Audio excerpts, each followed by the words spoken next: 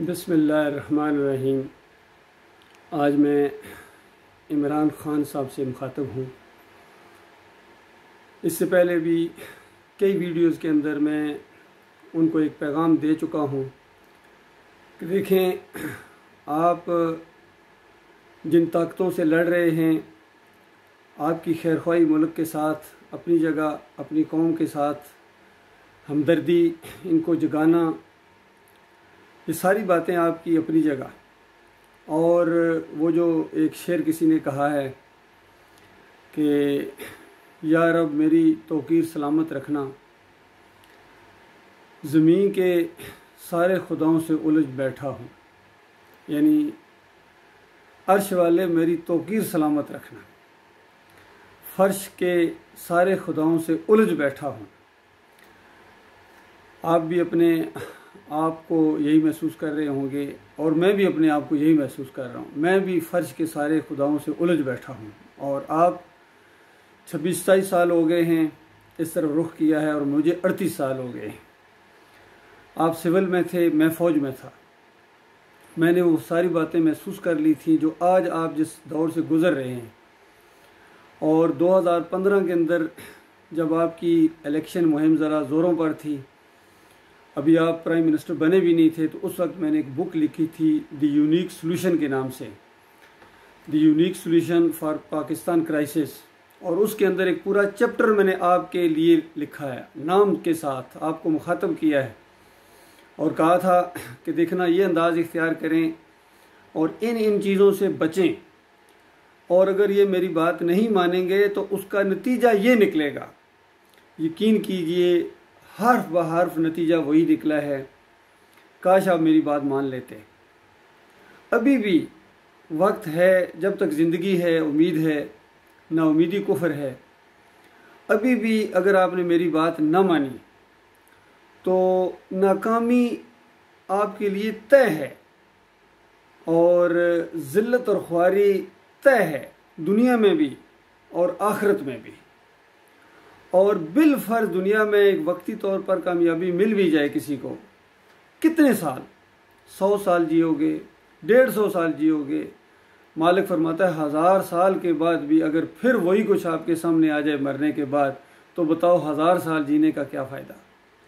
किसी को अगर ये बताया जाए कि तू पूरी दुनिया का बादशाह बन जाएगा इतने साल, 100 साल बादशाही करेगा पूरी दुनिया की, और उसके बाद तुम्हें गर्म आग के अंदर, गर्म धुएं के अंदर, गर्म पानी के अंदर, खून और पीप की वादियों के अंदर तुम्हें हमेशा के लिए रहना पड़ेगा, तो बताओ कौन तैयार होगा।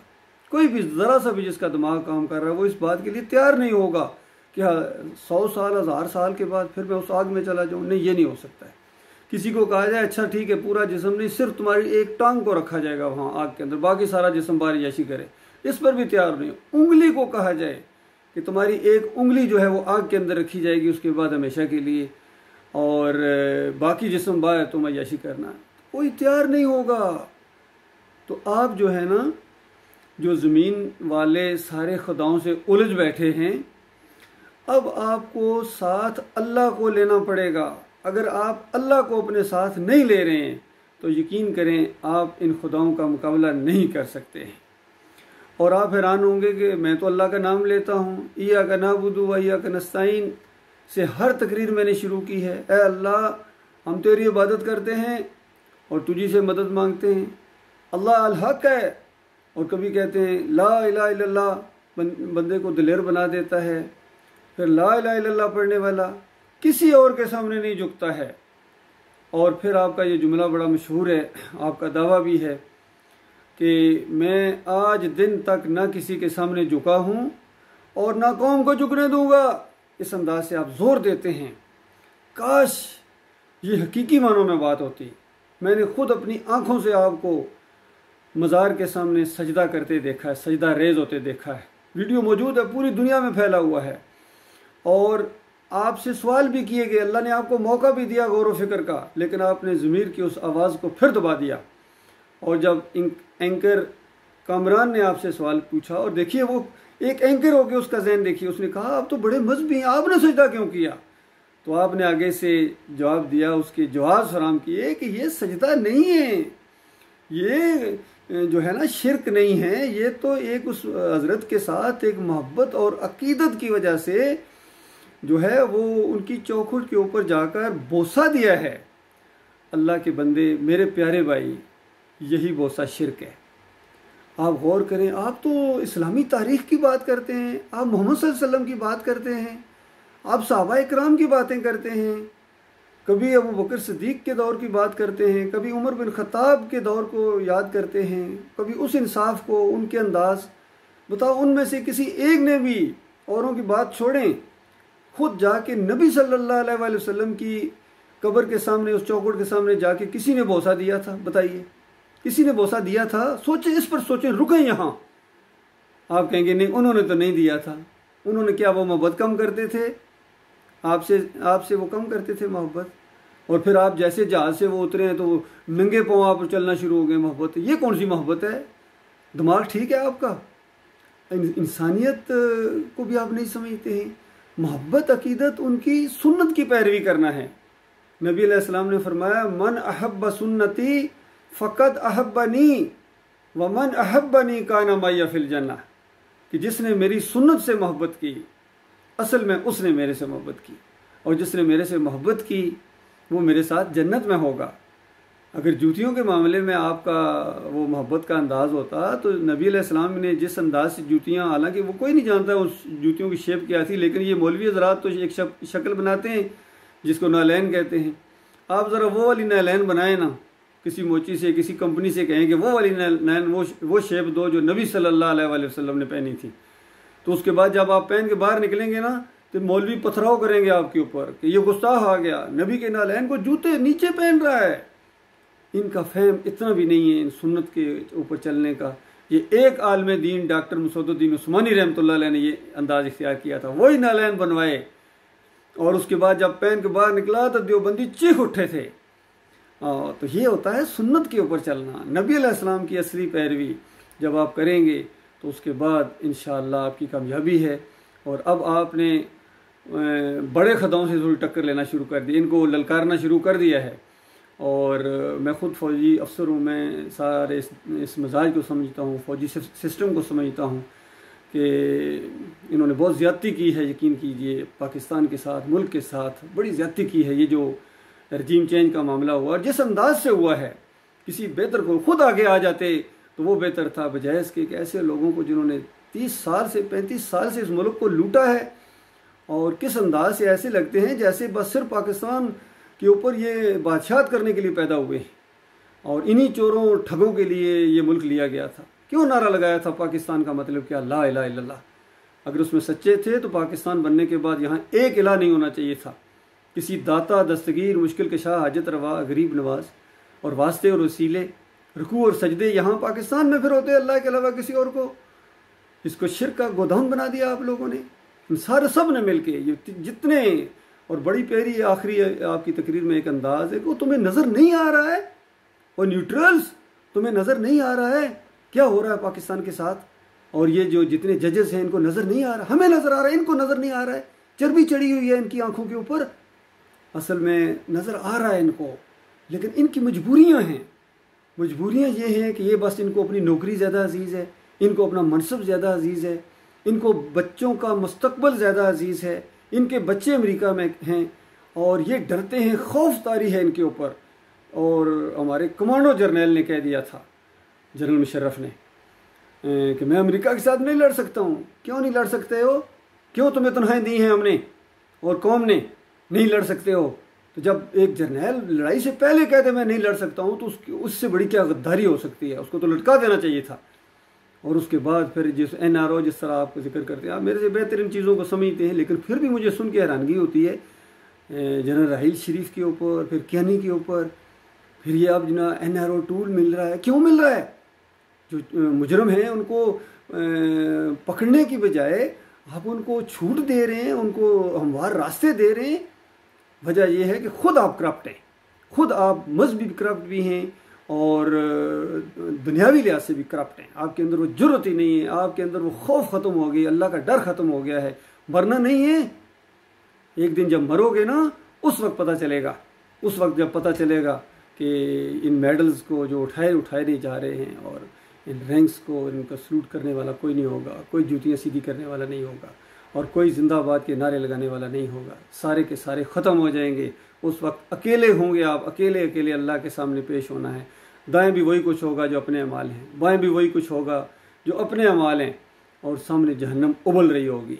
उस वक्त के आने से पहले उससे बचने का कुछ आज इंतज़ाम कर लो मेरे प्यारे भाइयों। मैं सबसे मुखातब हूँ, आपका भाई हूँ। मुझे आपसे वोट और नोट और चंदे नहीं मांगने हैं इन सियासी लोगों की तरह।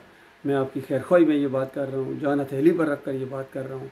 मेरी खैर ख्वाही का ये तकाज़ा है और फिर अल्लाह का हुक्म है।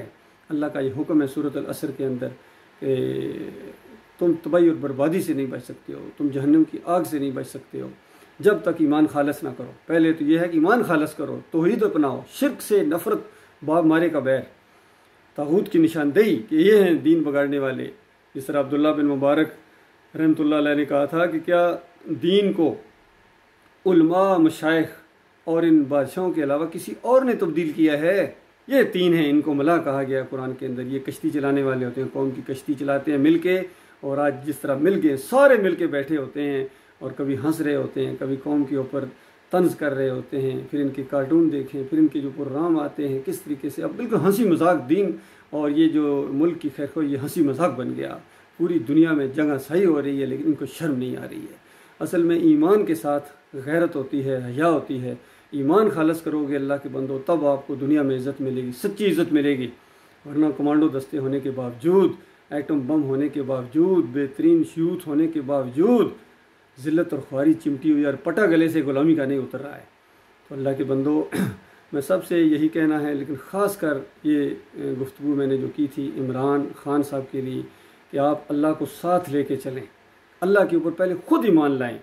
और अगर आप कहें कि मैं तो या का नाबुदू या का नस्ताइन पढ़ता हूँ, तो आगाज़ आप अल्लाह के साथ है दो पैमान के साथ शुरू करते हैं और इसी जलसे के अंदर आपके जो शिरकिया नारे लगते हैं, शिरक अल्लाह को गाली है, और फिर आप ख़ुद जाके मज़ार के सामने सजदा रेज़ हो जाते हैं। कभी कभी यहाँ मैंने खुद देखा है, आपने या अली मदद का पटा बनवाया है, और फिर जन्नती दरवाज़ा यहाँ जो ये जो दुनिया के अंदर कि इसके अंदर से गुजरो तो जन्नत चले जाओगे, वो भी आप गुजरे हैं। क्या हो गया आपको इमरान खान, क्या हो गया आपको?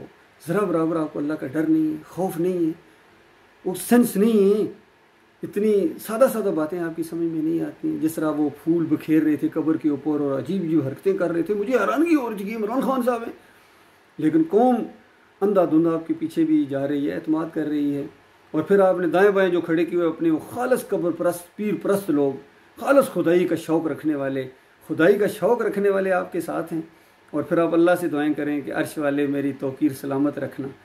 वो तौकीर सलामत रखेगा अगर आप ईमान खालस करेंगे। बाकी अगर आप उसने छूट दे दी है, अभी छूट है, आप छूट को कामयाबी समझ रहे हैं, इज़्ज़त समझ रहे हैं, ये छूट दे रहा है, वो डील दे रहा है। जिस दिन उसने खींचा ना अपना हाथ, जिस दिन उसने अपने गज़ब का कोड़ा आपके ऊपर बरसाया, उस वक्त आपको पता चलेगा आप क्या लेके आए हैं, हम क्या लेके आए हैं। आज अगर मौत, आप कहते हैं मैं मौत से नहीं डरता हूँ, मुझे मार दे, मुझे कोई परवाह नहीं है। कभी सोचा आपने, आपको अगर मार दिया गया, आपकी मौत आ गई, तो उसके बाद क्या कहानी तो ख़त्म हो गई? कौम तो इसी तरह लड़ाई झगड़े करती रहेगी जिस तरह आप देख रहे हैं। आप फारग हो जाएंगे, आप जहन्नम के आग के अंदर ईंधन बनकर चले जाएंगे, चूँकि ईमान खालस ना होने की वजह से। फिर सबसे बड़ी बात, ये जो जमहूरियत के निज़ाम के लिए आप एड़ी चोटी का जोर लगा रहे हैं, और मैं इस मानों में तो दाद देता हूँ कि आप बहुत ही ज़रूरत वाले और बहुत ही ज़्यादा मेहनत वाले और अनथक मेहनत करने वाले आदमी हैं, लेकिन ये जमहूरियत के लिए हो रही है, ये मुल्क कौम के लिए हो रही है, ये अल्लाह के लिए नहीं हो रही है। अल्लाह का तो उसमें नाम ही नहीं, अल्लाह के साथ तो शिरक कर रहे हैं आप, अल्लाह के तो गज़ब को ललकार रहे हैं, अल्लाह को तो गाली दे रहे हैं। शिरक अल्लाह को गाली, हर शिरक अल्लाह को गाली है, याद रखिए। और गलीज़ तरीन गाली जो अल्लाह को है वो ज़ात का शिरक है, चाहे अल्लाह के बेटे बनाने का या बाप बनाने का या औलाद जिस तरह बेटियां बनाने का, या आखिरी उम्र नूर में नूरुल्लाह का अकीदा, सूफियों, सब सूफियों का यही अकीदा है, और आप जिनसे मुतासर हैं उनका भी यही अकीदा है। ये गाली है, अल्लाह को गलीज़ तरीन गाली है।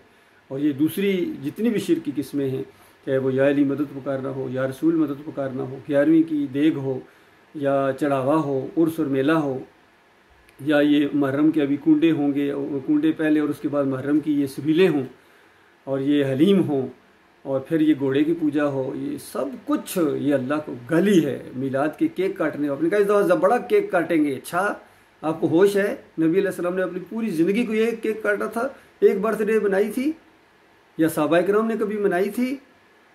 ये यहूदियों का तरीका, ईसाइयों का तरीका, सिखों का तरीका, हिंदुओं का तरीका, इसको आप मुसलमानों के अंदर शामिल करके फिर आप कभी मिसाल देते हैं बरतानिया की, कभी स्विट्ज़रलैंड की, और फिर कहते हैं ये सारी मिसालें देने के बाद आप जनाब मदीना रियासत बना देंगे। क्या हो गया आपको? आप असली नबी अलैहिस्सलाम की मिसालें देते हुए, सहाबाए किराम की मिसालें देते हुए क्यों ज़हनी मरूबियत है, क्यों शर्म है? छोटी सी बात है, दाढ़ी रखते हुए क्या शर्म है आपको? क्या नबी अलैहिस्सलाम की पैरवी करते हुए शर्म होनी चाहिए या फ़ख्र महसूस करना चाहिए? पूरी दुनिया हंसे। जब हम अल्लाह के बंदे हैं, अल्लाह के फरमाबरदार हैं, नबी अलैहिस्सलाम की उम्मती हैं, हम ज़्यादा हक़ रखते हैं कि हम नबी अलैहिस्सलाम की पैरवी करें और नबी अलैहिस्सलाम की जो है सुन्नत को अपनाएं। सारे आज घबरा रहे हैं। मजहबी लोग अगर दाढ़ी रख रहे हैं, वो तो जब सियासत में आए हैं उनकी तो मजबूरी है, वो तो दुनिया हासिल करने के लिए उन्होंने ये रखा है, अल्लाह के लिए नहीं रखा है, नबी अलैहिस्सलाम की सुन्नत समझकर उन्होंने नहीं रखा है। और लेकिन जो दूसरे हैं, ये चाहे हमारे फ़ौजी हुक्मरान हों, चाहे हमारे दूसरे सियासी हुक्मरान हों, ये ज़्यादा मरूब हैं अंग्रेज़ों से, यहूदियों से, ईसाइयों से, सिखों से। बहरहाल सिख भी अपने तौर पर वो करते हैं मामला, हिंदुओं से। तो अल्लाह के बंदों, कब ये आपकी आंखें खुलेंगी? मेरा काम था बात बता देना मेरे भाइयों। मानोगे अपना भला करोगे, नहीं मानोगे तो बड़ी बुरी तरह फंस जाओगे। मरने के साथ जो इससे पहले रोटी कपड़ा और मकान का वादा करने वाले, सब्ज़ बाग दिखाने वाले, उसके साथ साथ सोने के दरवाजे लगाने वाले, चादरें चढ़ाने वाले, उर्स और मेले करने वाले, जहन्नम की आग का ईंधन बन गए हैं। और उसके बाद ये जमहूरियत का सारा निज़ाम मुशरकाना निज़ाम है, तागूती निज़ाम है, शैतानी निज़ाम है। 75 साल के बाद पता चला कि आज़ाद हुए ही कोई नहीं। तो अल्लाह के बंदों, फिर दोबारा वही गोली दे रहे हो, दोबारा वही अंदाज़ इख्तियार कर रहे हो। अब मैं तुम्हें हकीकी आज़ादी दिलाऊँगा। हकीकी आज़ादी जब दिलवाएंगे ना, तो फिर 30-35 साल के बाद पता चलेगा कि कोई नहीं आज़ाद, कोई नहीं। फिर एक और आएगा कहेगा मैं असली, इस दफ़ा यकीन करो मैं असली हकीकी आज़ादी दिलवाऊँगा। ये सिलसिला चलता रहेगा। तो असली हकीकी आज़ादी वो है जो मोहम्मद सल्लल्लाहु अलैहि वसल्लम का तरीका है। तौहीद की दावत दें, शिर्क का रद्द करें। किसी एक तकरीर के अंदर अगर आप कह दें या अली मदद कहना शिर्क है, या रसूल मदद कहना शिर्क है, मैं देखता हूँ ये सबसे पहली कुर्सी उठा के मारेगा आपको, महमूद कुरैशी मारेगा, और फिर दूसरे मारेंगे आपको। ये अल्लाह का रास्ता, ये हो रास्ता होगा सही मानों में। लेकिन पीछे नहीं हटना है। अल्लाह की मदद यकीनी है इस मामले में, और अल्लाह ताला दुनिया में भी इज़्ज़त देगा। अभी अवाम आपके साथ है, एक अच्छी खासी बड़ी तादाद है, नौजवान हैं, इनको सीधे रास्ते की तरफ लाएं। ज़रा बराबर इनके साथ फ़रेब ना करें जिस तरह पहले इनके साथ फ़रेब किया जाता रहा है। अल्लाह ताला आपको तौफ़ीक़ अता फ़रमाए। अल्लाह ताला आपके दिल के अंदर ईमान अक़ीदे की बात को डाल दे, और अल्लाह ताला आपसे एक बड़ा काम ले ले। बड़ा काम ले सकता है अल्लाह ताला, वो ताकत वाला है। लेकिन पहला रुख आपको करना पड़ेगा, अल्लाह की तरफ आपको एक दफ़ा रुख करना पड़ेगा, अल्लाह को साथ लेके चलना पड़ेगा, तब आपकी दुनिया और आखिरत में कामयाबी है। और अगर आप अल्लाह को साथ नहीं लेंगे तो दुनिया में कामयाबी मुमकिन है, ये ऐसी बात नहीं है। बड़े बड़े आए हैं, लेकिन मरने के साथ वो आग लगेगी जो बुझाए ना बुझेगी। और जो मैं दावत आपको दे रहा हूँ, इसमें दुनिया की भी इज़्ज़त है और आखिरत की भी इज़्ज़त है, यकीन कीजिए।